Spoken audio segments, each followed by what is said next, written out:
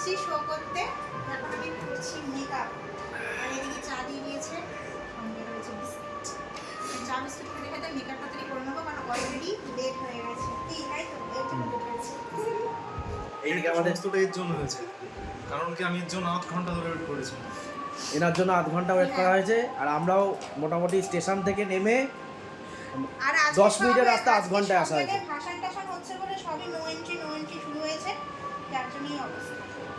না তাই বলে দোষী হয়, তাই না? অবস্থা দুরবস্থা।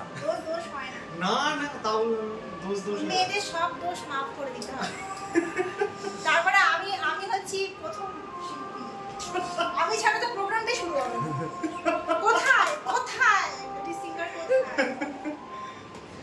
হ্যাঁ এর জন্য অনুষ্ঠানটা শুরু করতে পারছে না। না, ভালো অনেকক্ষণ না। ধরে ব্যান্ড রেডি, সমস্ত কিছু রেডি ওয়েট করছে যে কখন আসবে। আমিও নিশ্চিন্তে আছি যে প্রোগ্রামটা শুরু হবে না আমাদের নিয়ে। আজকে সেলিব্রিটি আমি আজকে সেলিব্রিটি একদম।